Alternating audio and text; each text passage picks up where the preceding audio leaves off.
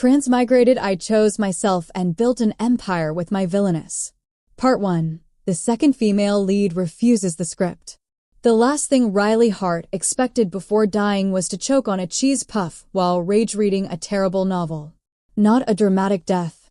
Not a meaningful death. A cheese puff. Specifically, a discount brand cheese puff that had somehow become lodged in her throat while she was yelling at her e-reader. Why are you still in love with him? The question had been directed at the novel's second female lead, a beautiful genius businesswoman named Evelyn Sterling.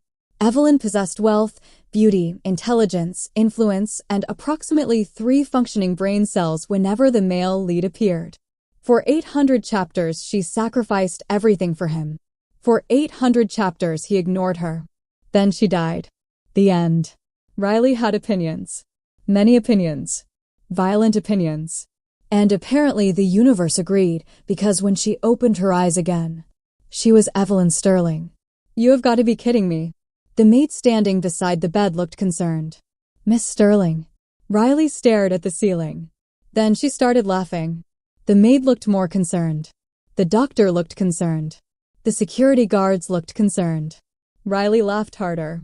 Because she'd realized something. She knew the entire plot. Every secret. Every business deal.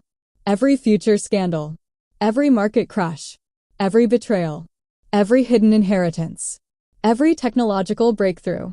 Most importantly, she knew exactly how stupid everyone was. This was going to be amazing. 3 days later, Riley sat in Evelyn's enormous penthouse reviewing the plot. Step 1 of the novel. Evelyn would attend a charity gala. Step 2. She would see Alexander Hayes, the male lead. Step 3. Her IQ would immediately plummet. Step 4. She would spend the next decade humiliating herself. Riley closed the file. Absolutely not. She stood, walked to the fireplace, and threw the invitation into the flames. The butler nearly had a heart attack. Miss Sterling. Yes, that was the Hayes Foundation Gala invitation. I know, but I don't want to go. The old man blinked. You don't want to attend because I'd rather organize my sock drawer. You don't organize your socks. Exactly. Across the city. Alexander Hayes frowned. Something felt wrong. The charity gala was tomorrow. The woman who always attended hadn't RSVP'd. His assistant nervously checked her tablet. Miss Sterling declined. Alexander looked up. What? She sent a note. What did it say? The assistant hesitated, then read aloud. I'd rather fight a raccoon. Silence. Alexander stared. A raccoon? Yes, sir. Why? Unknown. The next day, Riley spent the gala evening buying future technology patents. The novel had described several revolutionary inventions. Unfortunately for the inventors, Riley knew which ones would become billion-dollar industries. By midnight, she'd quietly acquired stakes in 8 startups. By morning, she'd made enough future profit projections to become obscenely wealthy. The financial advisors were stunned. How did you identify these companies? Riley shrugged. I vibe-checked them. Miss Sterling, that's not an investment strategy. It is now. 6 months later, her portfolio exploded. Every prediction proved correct. Every investment succeeded. The Sterling Corporation's value skyrocketed. Financial analysts began referring to her as a visionary genius. Riley found this hilarious. She wasn't a genius. She was cheating. Very different. Then she met the villainess. Her favorite character. Vivian Blackwood. The woman who should have been the protagonist. In the novel, Vivian was portrayed as a ruthless corporate villain. Reality painted a different picture. She was intelligent, competent, elegant, and constantly surrounded by idiots. Riley immediately liked her. The first meeting occurred during a board conference. Vivian entered the room. Every executive straightened. The temperature somehow dropped 5 degrees. She radiated terrifying competence. Then she sat beside Riley. Miss Sterling. Miss Blackwood. The executives expected hostility. The novel's version of events involved bitter rivalry. Instead, Riley leaned forward. Question. Vivian blinked. Yes. Have you ever wanted to launch a CEO through a window? Silence. The boardroom froze. Vivian stared. Riley waited. Then, a tiny smile appeared. Frequently. Oh, thank God. The friendship began immediately. The problem was that Vivian didn't understand Riley. Nobody did. For example, one afternoon Vivian arrived to discover Riley sitting on the floor, surrounded by maps, 3 laptops, 7 cups of coffee, and what appeared to be a conspiracy wall. What are you doing? I'm buying Greenland. Vivian paused. The country? No, not yet. Yet? I have goals. Vivian slowly sat down. I see. You absolutely do not. That is correct. Months passed. The original plot continued falling apart. Without Evelyn pursuing Alexander, nothing happened correctly. The female lead, Sophia Reed, kept accidentally encountering the wrong people. The male lead kept waiting for events that never occurred. The second male lead kept missing opportunities. Entire story arcs collapsed. The universe appeared confused. Meanwhile, Riley and Vivian were making money. An unreasonable amount of money. The sort of money that made economists cry. Whenever someone asked how they kept succeeding, Riley would answer, crime.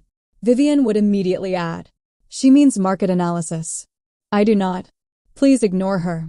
The shareholders adored them. Unfortunately, the protagonists finally noticed. Alexander requested a meeting. Riley sighed. Fine. Vivian looked up from her tablet. You dislike him. I dislike stepping on Legos too. Then refuse. I want to see what happens. That was usually a dangerous sentence. Vivian had learned this. So she prepared aspirin. Alexander arrived precisely on time. Tall, handsome, powerful. The novel had described him as irresistible. Riley looked at him, then looked at Vivian, then looked back. Huh. Alexander frowned. Huh. I don't see it. See what? The irresistible part. Vivian choked on her tea. Alexander stared. For the first time in years, someone seemed completely immune to him. He had no idea how to process that. Neither did Riley. She found it delightful. Part 2. Evelyn Sterling chooses herself. Alexander Hayes left the meeting confused. Not mildly confused. Not professionally confused. Existentially confused. The kind of confused that made a man stare out of a penthouse window for 20 minutes wondering whether gravity had been altered. Because Evelyn Sterling was supposed to like him. Everybody liked him. The media liked him. Investors liked him. Politicians liked him. The novel itself practically worshipped him. And yet, during their entire meeting, Evelyn Sterling had looked at him with the same level of interest one might reserve for a particularly average office chair. At one point, she had interrupted his proposal to ask whether his company cafeteria still served that terrible mushroom soup. Alexander had no idea what mushroom soup had to do with the billion-dollar merger. Neither did she. She had simply been curious. The meeting had somehow derailed into a 15-minute discussion about culinary crimes. Alexander left with no agreement signed and several new questions about soup. Meanwhile, Evelyn Sterling was thriving. And she had fully embraced the fact that she was Evelyn Sterling. Not Riley trapped inside Evelyn. Not Riley pretending to be Evelyn. Not Riley wearing someone else's life. No, she was Evelyn. The memories of another world were hers. The memories of this one were hers too. The original Evelyn's education. Her experiences. Her business knowledge. Her relationships. Everything existed together. One person. One life. One spectacularly overpowered woman. And frankly, it was great. She had money. She had influence. She had future knowledge. And best of all, she no longer had to attend college exams. Life was beautiful. The original novel's next major event was supposed to revolve around a revolutionary energy company. In the story, Alexander discovered it first. Sophia joined the project. Vivian attempted a hostile acquisition. 300 chapters of corporate warfare followed. Evelyn looked at the plot summary, then looked at her assistant. Buy it? The assistant blinked. Buy what? The company. The entire company? Yes. Miss Sterling, negotiations alone could take months. Evelyn smiled. Watch me. 2 weeks later, she owned it. The board of directors never recovered. One executive reportedly fainted. The inventor himself was a nervous engineer named Leo Mercer. When he signed the acquisition contract, he looked close to tears. No one believed in this project. Evelyn signed her name. I do. You really think it can change the world? I know it can. Leo stared. The certainty in her voice was absolute. Not confidence. Not optimism. Certainty. Like someone discussing tomorrow's weather. It was honestly unsettling. The public announcement detonated across financial markets. Hayes Industries immediately launched an investigation. Blackwood Industries launched another. Several investment firms launched 3 more. Nobody could understand how Evelyn kept finding these opportunities first. Every prediction she made was correct. Every acquisition succeeded. Every investment exploded in value. Financial journalists started calling her the Oracle of New Avalon. Evelyn hated the nickname, mostly because it sounded dramatic. She preferred corporate menace. Vivian Blackwood continued to be fascinated and deeply confused. The problem wasn't Evelyn's intelligence. Vivian understood intelligence. The problem was everything else. For example, one afternoon Vivian entered Evelyn's office. She found the billionaire sitting cross-legged on the floor. 3 holographic screens floated around her. A dozen financial reports covered the carpet. Several half-eaten snacks surrounded her like offerings to a strange deity. What are you doing? Evelyn looked up. Creating a transportation monopoly. Vivian paused. Legally? Mostly. Mostly? Legal is such a flexible concept. It isn't. It is if your lawyers are expensive enough. Vivian pinched the bridge of her nose. One day you're going to give me a headache. Only one. Months passed. Their friendship grew naturally. Unexpectedly. Relentlessly. They had lunch together. Attended conferences together.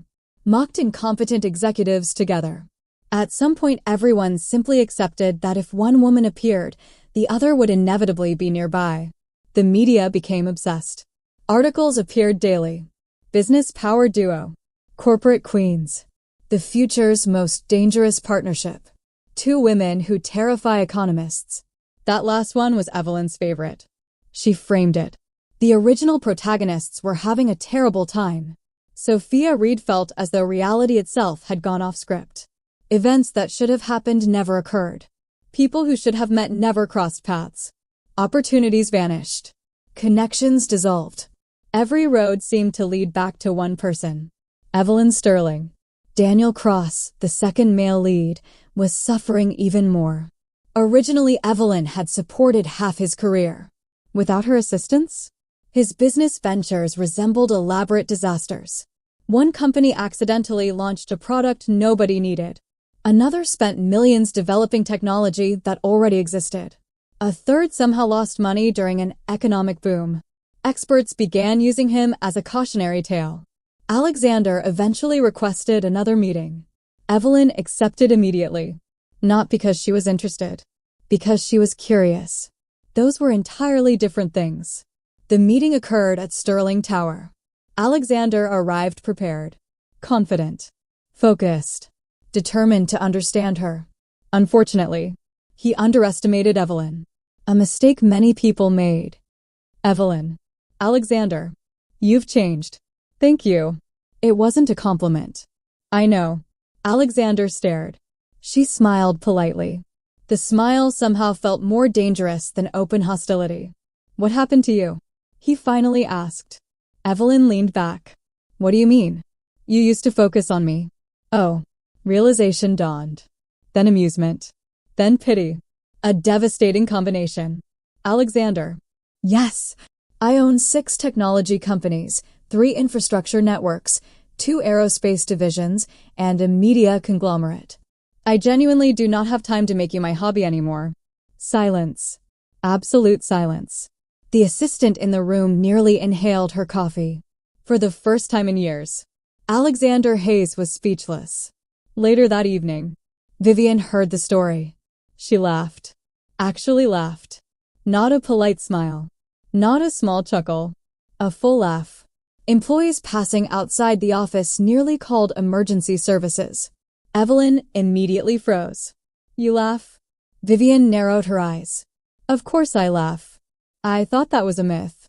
I hate you. No, you don't. Vivian opened her mouth, then closed it.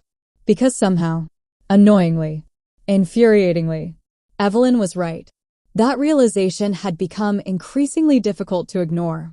Somewhere between board meetings and midnight strategy sessions. Somewhere between sarcastic arguments and shared victories. Somewhere between friendship and something else. Vivian Blackwood had become attached. Deeply attached. Dangerously attached. And the worst part? Evelyn remained completely unaware. Or so Vivian believed. Because every time Vivian entered a room, Evelyn's attention immediately shifted toward her.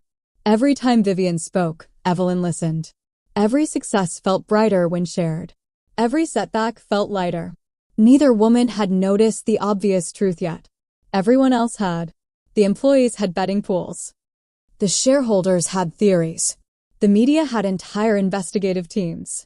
Even random strangers on the internet had figured it out. Only Evelyn Sterling and Vivian Blackwood remained oblivious. Which was unfortunate. Because the plot might have collapsed. The male leads might have lost their halos. The original story might be in ruins. But fate, unfortunately, was still very much at work. And it had plans for both of them. Part 3. The Villainess Acquires a Girlfriend. If anyone asked Evelyn Sterling what her biggest business achievement was, they expected answers like building a trillion-credit technology empire, revolutionizing global energy infrastructure, predicting market trends years in advance, creating the largest logistics network on the continent. Instead, she would answer, convincing Vivian Blackwood to take a vacation. Because that had somehow been harder. No. Vivian didn't even look up from her tablet. Evelyn, we have 4 acquisitions pending. You have stress. I always have stress. You need rest. I rested last month. You slept 6 hours. It was excellent. Evelyn stared, then slowly turned toward Vivian's assistant. Has she always been like this? The assistant looked exhausted. Since birth, apparently. 3 days later, Evelyn solved the problem. The same way she solved most problems. With excessive force. Vivian arrived at Blackwood Industries on Monday morning, only to discover that her calendar had mysteriously vanished. Every meeting had been canceled. Every conference postponed. Every appointment removed. She immediately called security, then legal, then information technology, then briefly considered calling the military. Eventually, she discovered the culprit. Evelyn. Naturally.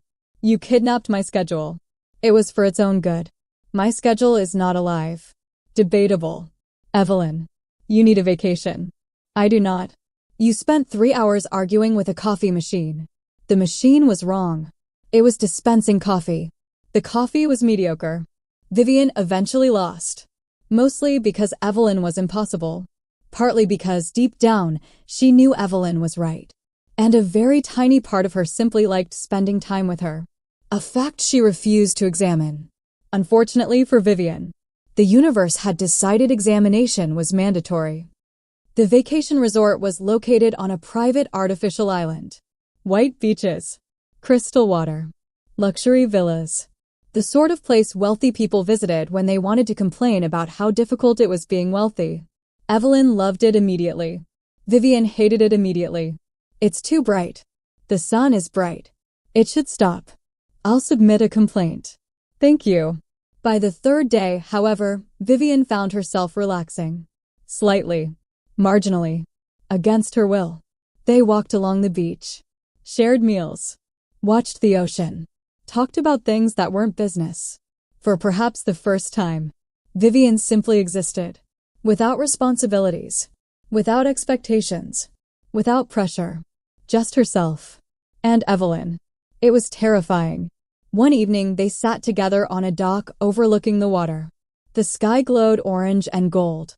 Artificial satellites shimmered like stars. The ocean stretched endlessly before them. For once, neither woman was talking. Then Evelyn ruined it. As usual. You know. Vivian sighed. What? If we were in a romance novel, this would be the confession scene. Vivian nearly fell into the ocean. What? What? Evelyn. Vivian. Why would you say that? Because it's true. Vivian stared. Evelyn stared back. Completely calm. Entirely sincere. Hopelessly oblivious to the emotional devastation she had just caused. Then suddenly, something clicked. Not for Vivian. She'd been struggling with her feelings for months. For Evelyn. Because she looked at Vivian. Really looked. And saw things she'd somehow missed. The way Vivian always searched for her in crowded rooms. The way her expression softened. The way she smiled more around her. The way she trusted her. The way being near Vivian felt. Easy. Comfortable. Like home. Oh. Vivian froze. Oh. The silence stretched. Then Evelyn covered her face. Oh no.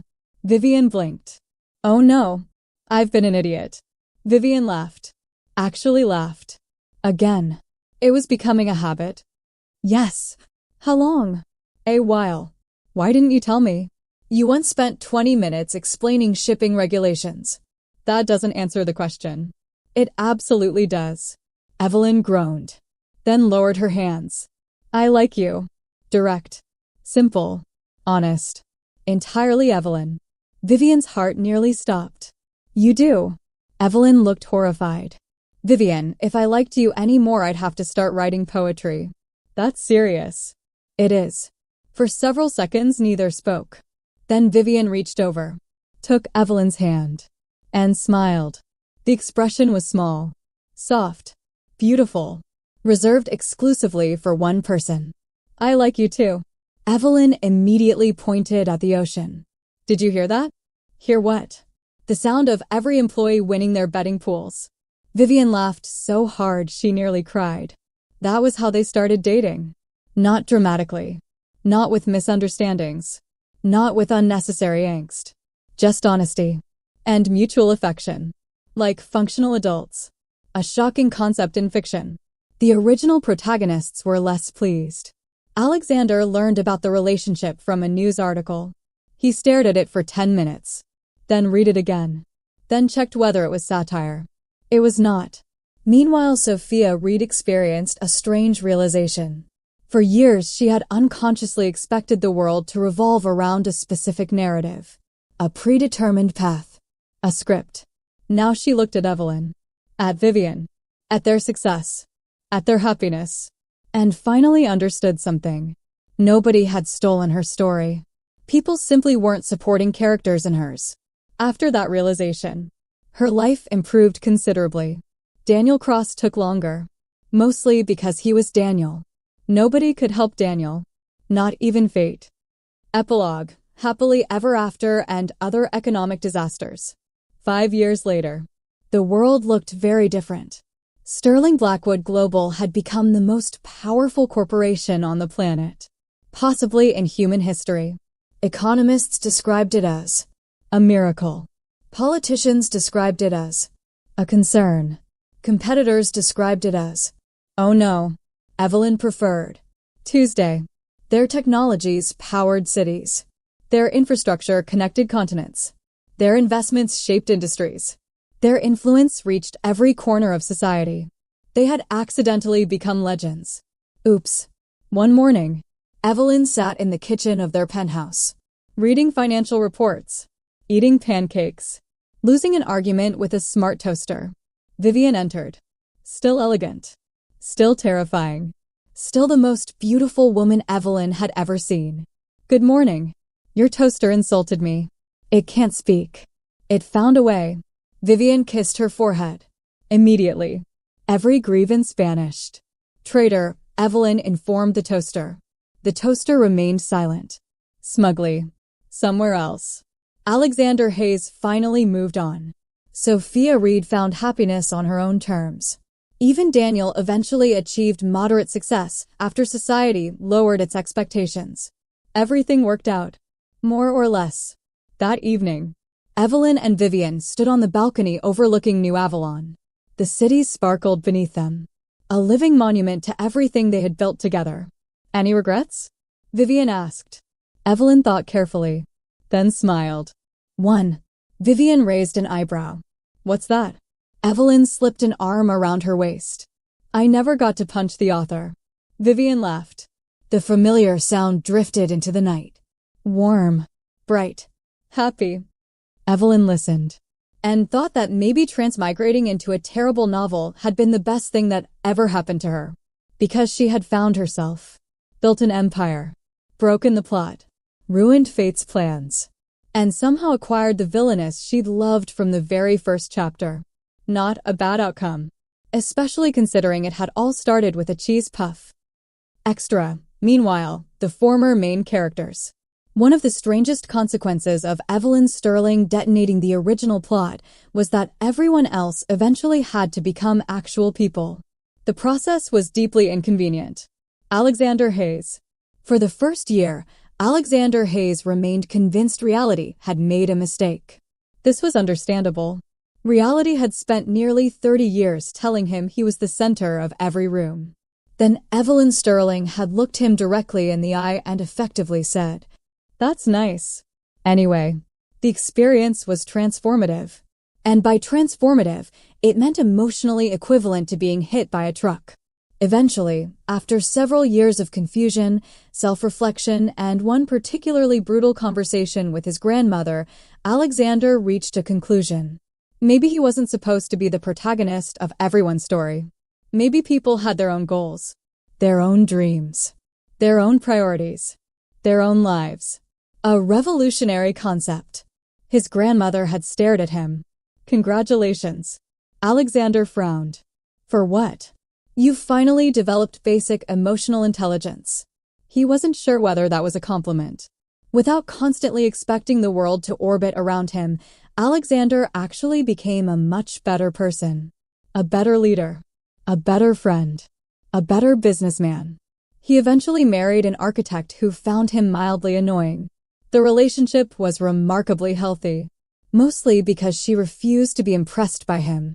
The first time Alexander introduced her to Evelyn and Vivian, she shook their hands and said, "So you're the women responsible for fixing him." Evelyn nearly choked on her drink. Vivian had to leave the room because she couldn't stop laughing. Sophia Reed. Sophia had perhaps the most dramatic adjustment. Because unlike Alexander, she eventually figured out what had happened. Not literally. She didn't discover transmigration. She wasn't psychic. But she understood something important. The world she expected wasn't real. For years, she had unconsciously relied on people sacrificing things for her, helping her, supporting her, prioritizing her. Not because she was selfish. Simply because she'd become accustomed to it. Without Evelyn acting as her invisible support structure, Sophia had to stand on her own. At first it was difficult, then frustrating, then empowering. She discovered she was actually very talented, creative, determined, capable. The problem had never been that she couldn't succeed. The problem was that she'd never been forced to. A decade later, she became one of the most respected technology designers in the world. Not because someone handed opportunities to her, because she'd earned them. When reporters occasionally asked her about Evelyn Sterling, Sophia would smile. "People think she changed my life." The reporter nodded eagerly. "Did she?" Sophia considered. "No." She smiled. "She stopped changing it for me." Daniel Cross. Daniel Cross remained Daniel Cross. To be fair, he tried. He really did. The problem was that Daniel possessed the survival instincts of decorative furniture. One memorable incident involved him accidentally investing in a company that manufactured luxury smart umbrellas for pets. Nobody knew why, including Daniel. Especially Daniel. The company went bankrupt. The pets reportedly enjoyed the umbrellas. After years of increasingly bizarre failures, Daniel finally accepted a painful truth. He was not a visionary entrepreneur. He was, however, extremely good at managing people. Once he stopped trying to become the next business genius and focused on what he was actually good at, his career improved dramatically. The realization only cost him several hundred million credits. A relatively cheap lesson by Daniel standards. The reunion. 10 years after everything changed. The former main cast found themselves attending the same charity gala. Ironically, the exact gala where the original story should have begun. Evelyn arrived with Vivian. Naturally, because neither enjoyed social events alone. Alexander arrived with his wife. Sophia attended as a keynote speaker. Daniel arrived after getting lost 3 separate times despite the venue providing directions. Some things never changed. At one point, they all found themselves standing together, looking out over the city, watching the lights sparkle below. The moment felt strangely nostalgic, even though most of them couldn't explain why. Sophia smiled. Funny, isn't it? What is? Alexander asked. She gestured toward Evelyn. You were supposed to become everyone's problem. Evelyn looked offended. Supposed to? Vivian immediately answered. You became everyone's problem anyway. Rude. Accurate. Rude and accurate. Alexander laughed. Sophia laughed. Even Daniel laughed, though he appeared slightly confused about the conversation. The group stood together. Comfortable. Content. Happy. Nobody was the protagonist. Nobody was the villain. Nobody was trapped inside a predetermined narrative. They were simply people, living their lives, making choices, creating futures, exactly as it should have been. Later that night, after everyone had gone home, Evelyn and Vivian stood together on their penthouse balcony. The city stretched endlessly below, a world transformed by countless decisions, large and small. Vivian leaned against her shoulder. Do you ever think about how differently things could have gone? Evelyn smiled. Sometimes. And? Evelyn looked toward the stars, remembering a ridiculous novel, a ridiculous death, a ridiculous second chance. Then she looked at the woman beside her, the woman who had once been her favorite fictional character, and had somehow become the love of her life. I think, Evelyn said, the original story was overrated. Vivian laughed softly. I agree. Together they watched the lights of New Avalon shine across the night. Not as heroes. Not as villains. Not as characters. Just 2 women who had broken the plot and lived happily ever after. Don't forget to like, subscribe, and share for more manhwa-style stories. Comment your favorite moment.